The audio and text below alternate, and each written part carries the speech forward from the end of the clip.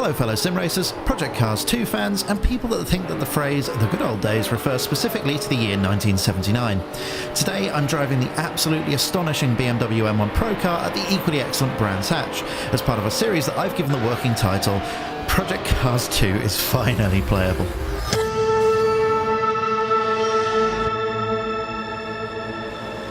Join me here in this beautiful bimmer as we take the rolling start, something I massively appreciate in Project Cars 2, sadly missing from Assetto Corsa, which I have to say is still my favourite sim racing title.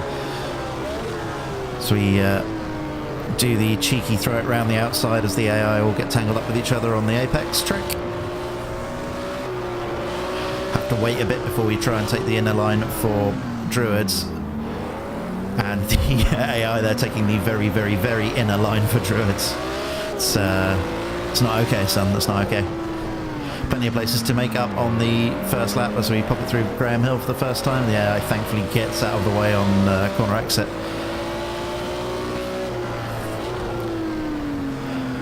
Haven't spent massive amounts of time in Project Cars 2, so still a little unsure of how some of the cars handle and, well, even how the AI behaves. And that's quite a fun time to be in a racing sim, as we get a very good run down to Hawthorne for the first time, but think better of it.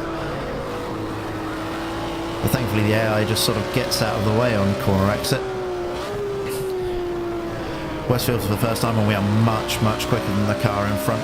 We get a good run on him, and we will put it up the inside into Dingledale Bend, and oh, going very hot.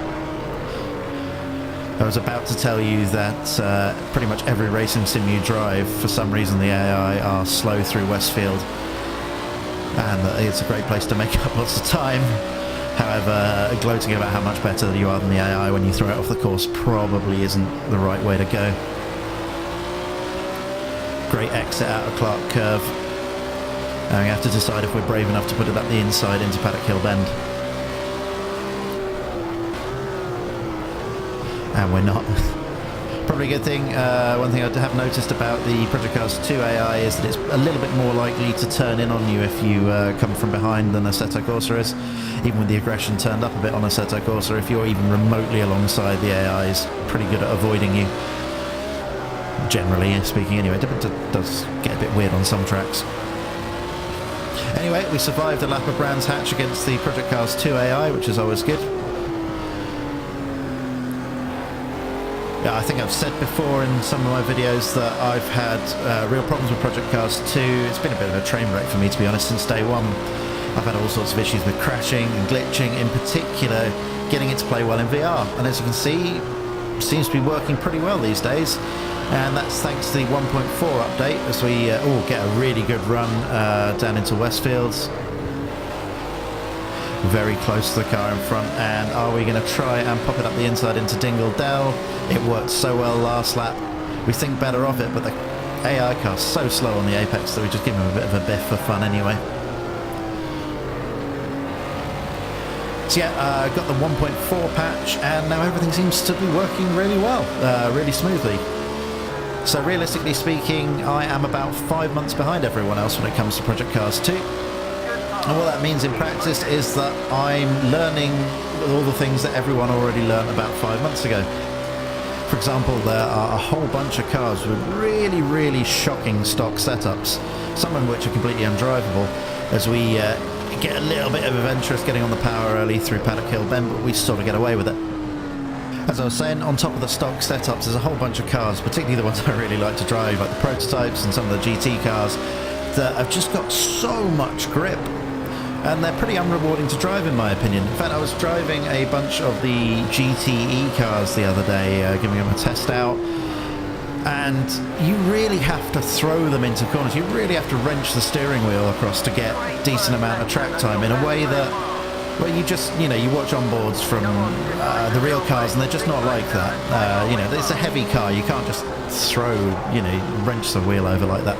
Anyway, I digress. In fact, the point I was trying to make there is that when you stumble across a great car in Project Cars 2, it's really magic. And that's what brings me to the BMW M1. I've got to say, I really love this car. So we make up a huge chunk of time on the AI there, and should be able to get a good run into Stirling Corner. We are a little bit late going in there. We have to rely on the AI getting out of our way a little bit, but no harm done. Yeah, I've been a big fan of the M1 for a long time now. Given that BMW stopped production of the road car a couple of years before I was born, I wasn't really aware it existed until I was a teenager, when I first saw one out in the wild. And I had a chance glimpse of a car in front of a local restaurant, and that was enough to set off a lifelong fascination with this car. For those that are not that familiar with the M1 Procar, you should know that it's got a really fun backstory. Like many a motorsport oddity, the M1 Procar was born out of an attempt to outfox homologation rules. When BMW planned to enter the World Sports Car Championship with the M1, FISA changed the rules at the worst possible moment for them. BMW had planned on homologating the car for the Group 5 class, which only required 25 examples of the road car to be built. However, the rule change required that the car first meet Group 4 standards, and crucially for BMW, that meant that they would need to produce 400 BMW M1s. Their program was already running badly behind, and BMW had no chance of selling that number of cars in a short space of time.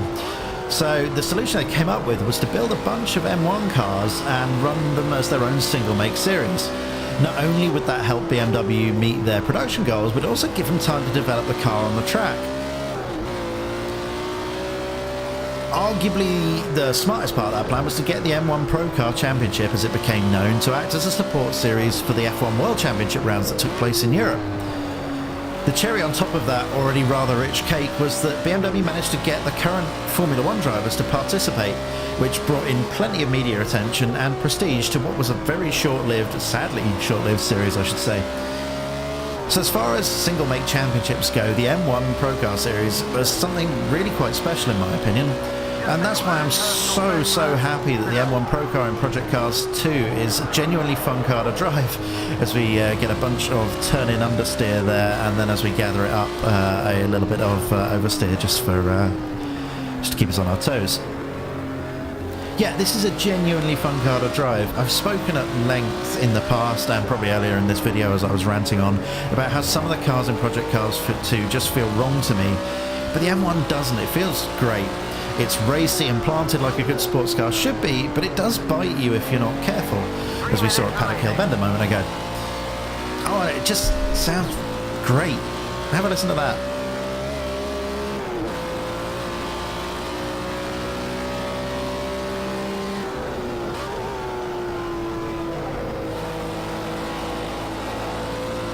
Brands Hatch wasn't around at the Formula 1 World Championship when the Procar series was about. I think the British Grand Prix was held at Silverstone during that time. Unfortunately, the Silverstone layout that's available in Project Cars 2 is, well, as you'd expect, the modern one, which to me just doesn't feel right for this kind of car. I do like... it's the nerd in me wants to sort of match up cars with tracks they would have raced on. And, well, the modern Silverstone layout just doesn't feel right.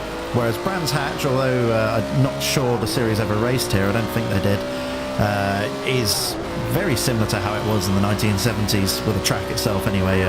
Maybe not the sort of buildings and runoff and the like, but, you know, we do the best we can.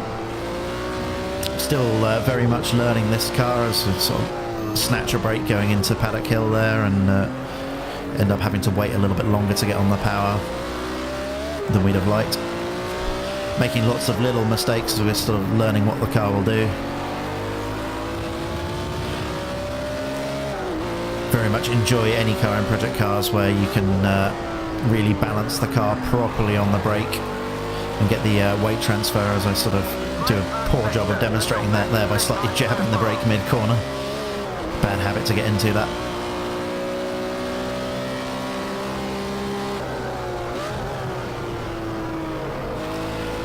Hawthorne Bend, probably one of the trickiest on the circuit. I know lots of people talk about either Westfield coming up here or Dingledale Corner being harder, but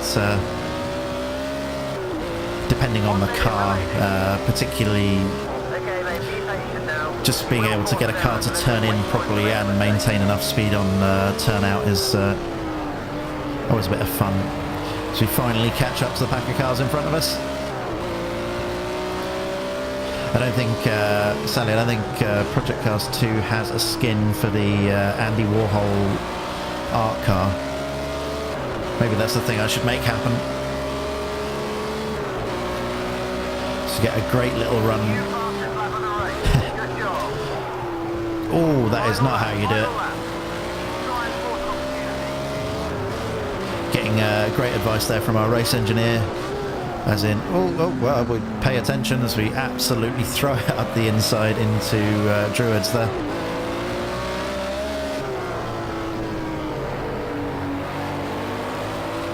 All 4 tyres squealing as we're absolutely on the limit of grip.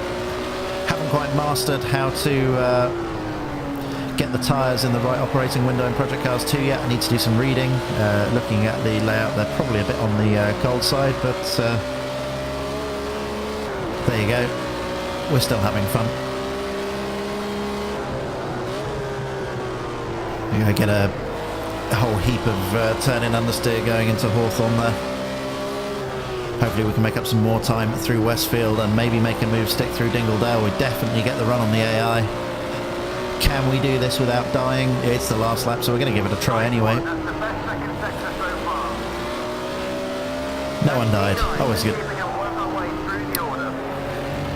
Final time through Stirling's. We're still quicker than the AI. Finding much more time in the car every lap. Can we pop one up the inside into Clark and avoid understeering into the AI? Best thing about virtual reality is you can watch the accident coming at you. And we finally finish. Look up to see our position because we still think we're in Assetto Corsa and it's not there. But there you go, 8th from 24th. Not a bad shout in my opinion, and our first time out in this BMW M1 Procar. Anyway guys, I hope you've enjoyed the video. Please consider giving us a like and a subscribe if you have. It would be very much appreciated. And until next time guys, thanks for watching and goodbye.